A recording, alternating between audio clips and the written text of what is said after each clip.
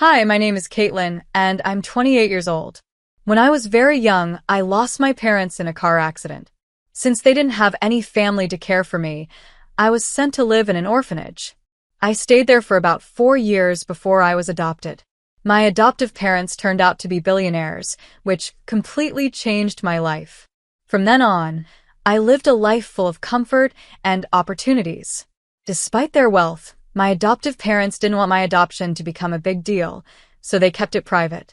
They believed in doing good without seeking attention.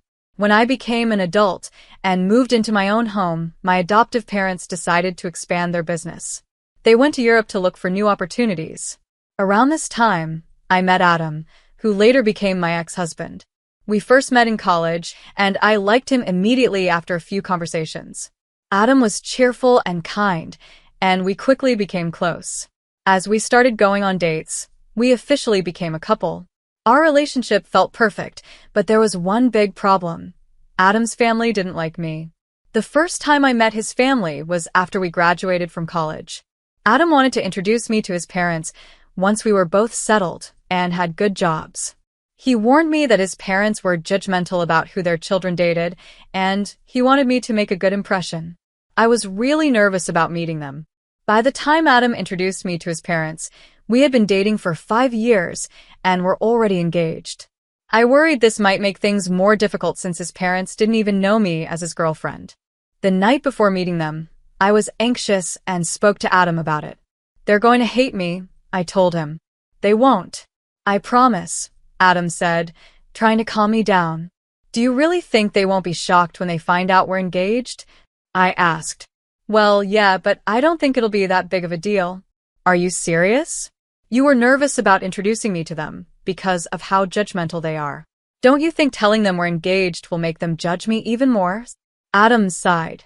"Look, even if they do judge, does it really matter what they think?" "It won't matter to me," I replied. "But I'm not so sure about you. You always seem so concerned about their opinions." Even though Adam reassured me, I couldn't shake my nerves. Meeting his family felt like walking into a test I wasn't prepared for, especially since their opinions seemed to matter so much to him. "I promise it won't bother me at all, Caitlin," Adam said confidently. "All right if you say so. But do you think we should wait a little before telling them we're engaged? Like maybe a month later?" I asked. "If that makes you feel better, I'm fine with whatever you decide," Adam replied. "I think we should keep it a secret for now, just in case." "I'll do anything to make a good impression on them," I said, trying to sound optimistic. "You don't have to worry. I'll be with you no matter what," Adam reassured me. "Thanks, Adam," I said, feeling slightly better. The main reason I was so nervous about meeting Adam's parents was because of how he reacted every time I brought up the idea of telling them about me. He would get upset and tell me they wouldn't approve. Over time, I began to understand why. Adam's family was very wealthy and loved living a life of luxury. They wanted the same for their children and only accepted them dating people who came from equally wealthy backgrounds or even wealthier. At that time, my life didn't fit their high standards of wealth. I hadn't told Adam much about my family because I didn't think it was necessary. By the time I realized why he was so hesitant to introduce me, I felt it was even less important to share details about my family background. I wanted them to like me for who I was, not because of my family's wealth or status. I foolishly believed they might value my personality and character over my financial situation. But I was wrong. Adam and I decided to meet his parents at a fancy restaurant. As we walked in, Adam held my hand tightly, which gave me some comfort. I wore my engagement ring on a chain around my neck instead of on my finger, hoping to keep it close but not too obvious. When we arrived at the table, I could tell right away that his parents were not happy. Adam had warned me they were strict about punctuality, and even though we were only 5 minutes late, they were already upset. As we sat down, his parents gave me a cold look, glancing me up and down with clear disapproval. They didn't say a word to me, and instead began talking with Adam as if I wasn't even there. I felt so small and out of place in their presence. The longer they ignored me, the more uncomfortable I felt. Their attitude made it clear that I didn't belong in their world, and I started to doubt whether they would ever accept me. It was heartbreaking to realize that they cared more about wealth and appearances than getting to know who I really was. The longer I sat there, the more I wanted to leave. I kept my head down, trying to avoid their cold stares. Finally, Adam spoke up, breaking the silence. Mom, Dad, you can't just ignore Caitlin like this. She's my wonderful girlfriend, Adam said firmly. I tried to stay polite. Oh, hello. It's a pleasure to meet both of you, I said, even though I couldn't honestly say I felt the same way. Hi, his mom replied coldly. Her tone was icy, and it made me uneasy. What? She said, noticing my surprised look. I'm just being honest. Then she turned to me. So, Caitlin, I heard you and Adam met in college. Is that right? She asked, keeping her tone sharp. Yes, we did. We shared some classes, I replied, trying to sound calm. And how did you manage to attend that college? From what I know, the tuition is quite high, and it's not easy to get in, his father added, his voice filled with suspicion. Dad, that's enough. Adam interrupted, clearly frustrated. You will not speak to your father like that, his mother said sharply. It's a valid question. Caitlin, please answer him. Well, I began nervously. I received a full scholarship. I'm really thankful for it because not only did I get a great education, but I also met Adam, which has been one of the best things that's ever happened to me. Of course, it's one of the best things for you, his mother sneered. He's wealthy and you probably need that kind of money. At least you're smart because, let's be honest, your looks aren't anything special. That's enough. Adam said angrily, standing up. We're leaving. Come on, Caitlin. As we walked out, I was in shock. I couldn't believe how cruel they had been, especially to my face. It felt surreal, like something out of a bad dream. The car ride home was silent. Adam was furious, and I didn't know what to say. When we got home, Adam checked on me. Are you okay? He asked. But I didn't know how to answer. I had dressed nicely, made sure to be polite, and avoided doing anything that could upset them. Yet they had judged me, without even knowing me. After that terrible lunch, Adam didn't speak to his parents for weeks. They texted him, accusing us of being disrespectful for leaving the restaurant.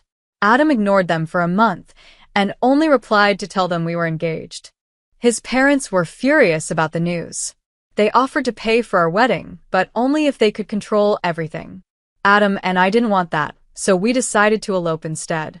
My adoptive parents were still in Europe, but they knew about our decision to elope. They were just happy that I had found someone who truly cared for me. In the end, Adam and I focused on what mattered most, our happiness, not the approval of others. I was happy when my adoptive parents sent Adam and me a gift after our elopement. Adam was surprised when we received an expensive painting from them, but I didn't think much of it. They had plenty of money, so I figured it wasn't a big deal for them. After we got married, Adam and I attended a party hosted by his parents, Jessica and Sam, to celebrate their anniversary. Even though they didn't seem to like me much, I was happy they invited me. I thought maybe this was a chance for things to improve. When we arrived, however, it was clear I wasn't welcome. Being ignored by his parents was one thing, but being ignored by nearly everyone at the party was far worse. No one made an effort to talk to me. I stayed close to Adam, hoping to feel less out of place, but whenever I tried to join a conversation, people would either glance at me, look me up and down, and walk away, or continue talking as if I wasn't even there. By the end of the night, I was holding back tears. I felt humiliated and disgusted by how I was being treated.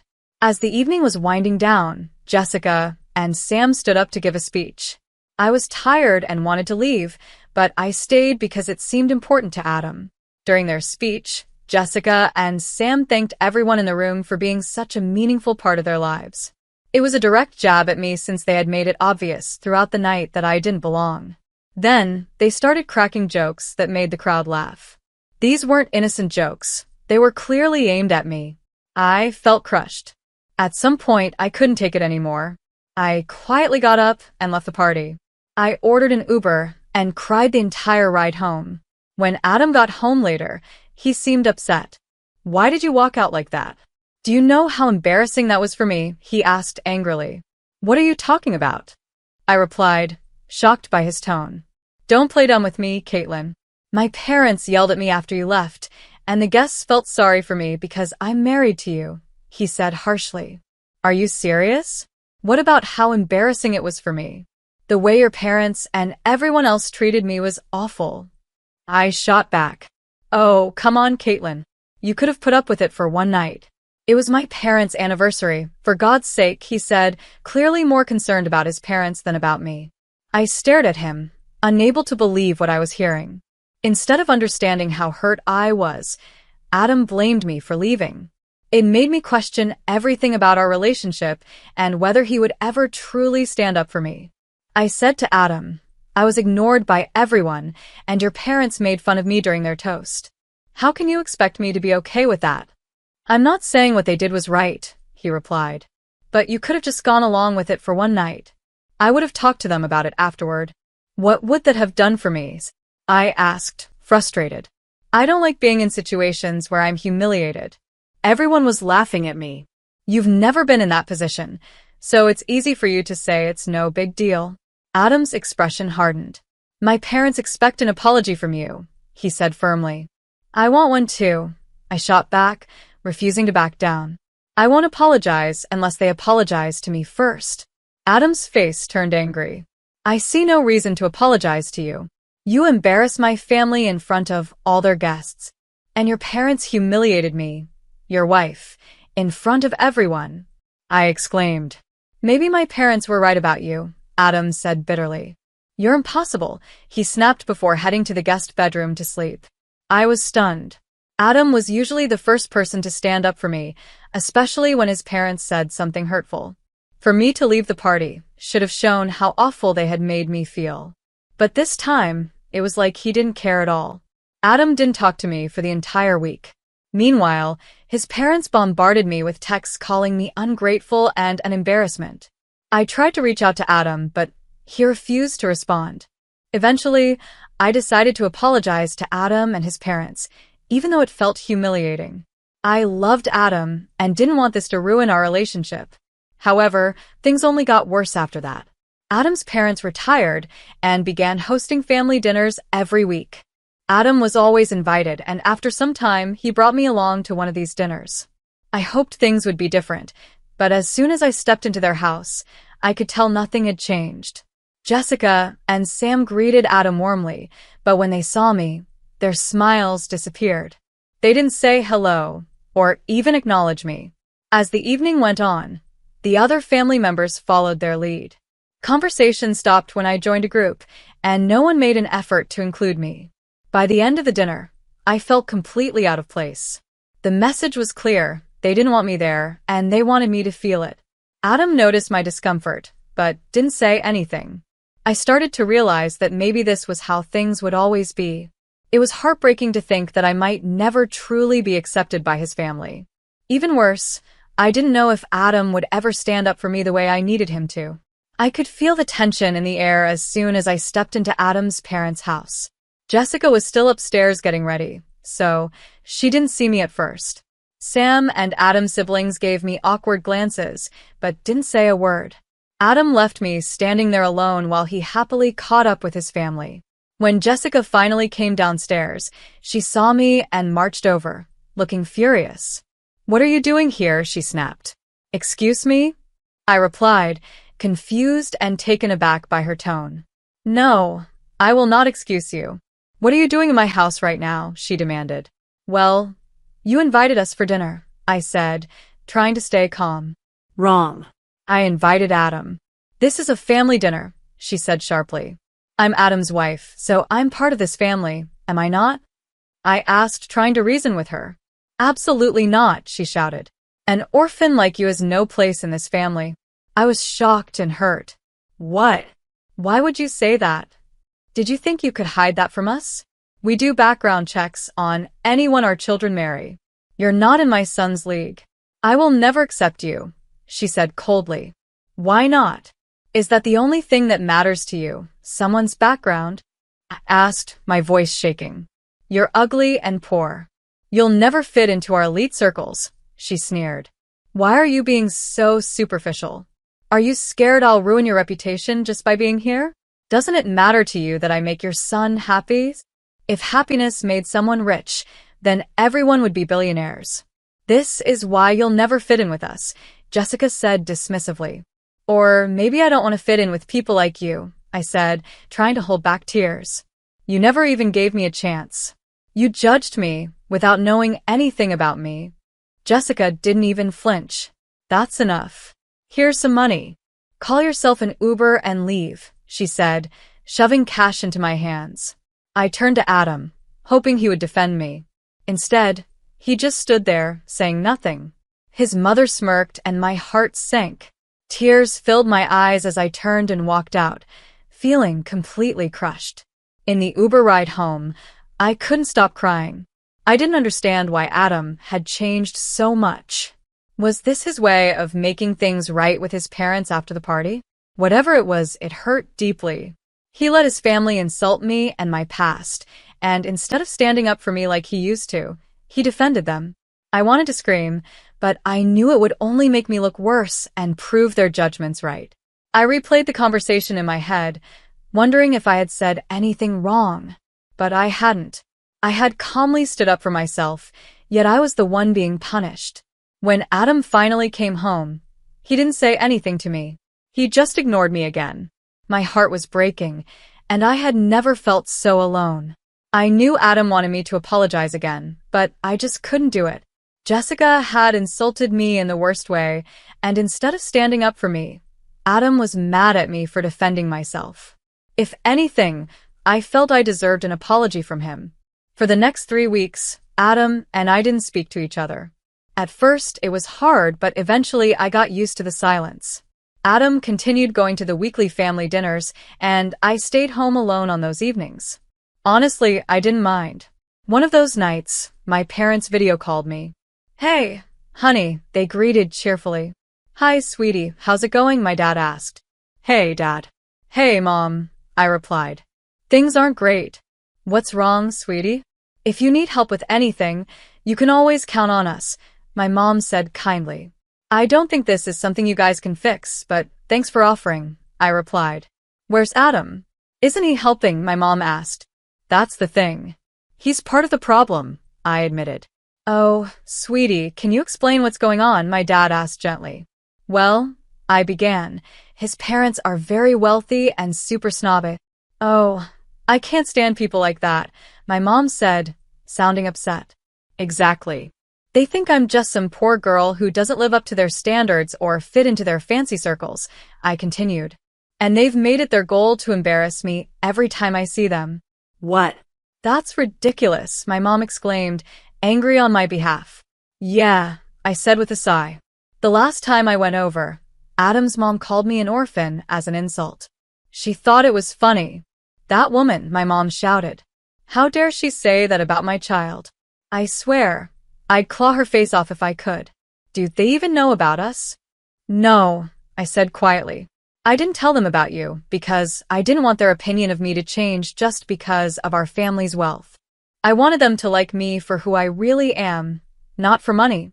So, what's Adam doing about all this? My dad asked, sounding concerned. Nothing. He's siding with his parents and thinks I was wrong for standing up for myself, I said sadly. My mom took a deep breath. Honey, are you sure this is the man you want to spend your life with? I love him a lot, I admitted, but this isn't the life I want. We haven't spoken in 3 weeks and honestly, I'm surprised by how okay I am with it. All right, sweetie, my mom said gently. I'll connect you with one of my friends over there if you need help. Don't worry, we'll always be here for you. Hearing their support made me feel a little better, but deep down, I knew I had some tough decisions to make. I think your dad and I might be able to help you get a little sweet revenge, my mom said with a mischievous tone. Huh? What do you mean? I asked, intrigued. Well, she began, your dad and I are coming to visit next week. We originally wanted to take you and Adam on a vacation, but now we can do a few other things without him. Really? Oh my gosh, I'm so excited to see you both again, I exclaimed. It felt like a weight had been lifted off my shoulders. For the first time in a while, I felt genuinely happy. We talked for a little longer and my dad began explaining his plan to help me. After some time, He asked where Adam's family dinners were being held. As far as I knew, they alternated between being hosted at Adam's parents' house and at different restaurants. Coincidentally, the week my parents were coming, the dinner was scheduled to be at a restaurant. I needed to find out the exact location to share it with my parents. Thankfully, I had Adam's email on my phone. Jessica and Sam loved sending emails about every little detail, so it wasn't hard to find the dinner's location. Once I had the address, I sent it to my parents. At the same time, my mom's lawyer friend reached out to me, and we started the process of filing for divorce. It was a bittersweet moment, but I knew it was the right step for me.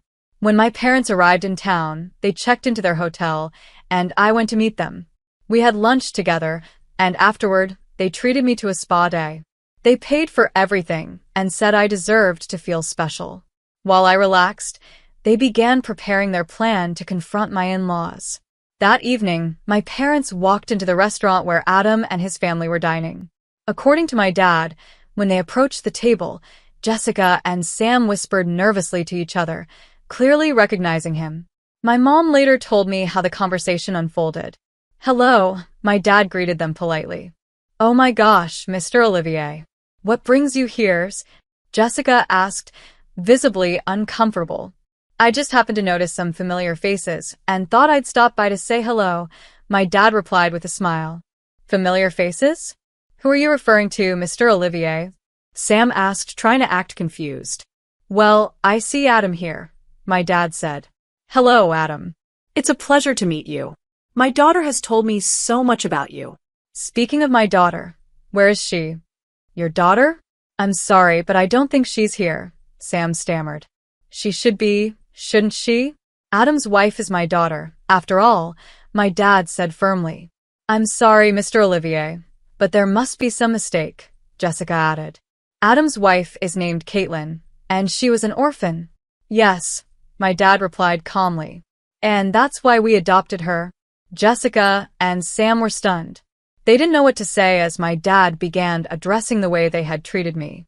It was clear my parents were there to stand up for me, and for once, Jessica and Sam couldn't hide behind their arrogance. "I see the problem. It's you," my dad said firmly. "No, she was the one who hid this from us. If we had known, we would have treated her better," Jessica argued. "She didn't want you to treat her nicely because of her background," my dad replied. Then he handed Adam the divorce papers. "She asked me to give these to you." Without another word, my dad walked out. After that, it only took a few phone calls for some of Sam's biggest investors to pull out of his business. It was satisfying to see their empire fall to the level they had once mocked me for. I got several texts from Adam's family. Some called me terrible names, while others begged me to talk to my dad and stop whatever he was doing. Adam, however, signed the divorce papers without any trouble. Once everything was settled, my parents and I went on a long vacation. It was exactly what I needed to start feeling like myself again. I had so much fun and began to heal from everything that had happened. It hurt to lose someone I once loved so deeply, but I learned an important lesson. I need to stand up for myself, no matter what. I'll always be thankful to my parents for supporting me through it all, and I'm excited to see what new adventures life has in store for me.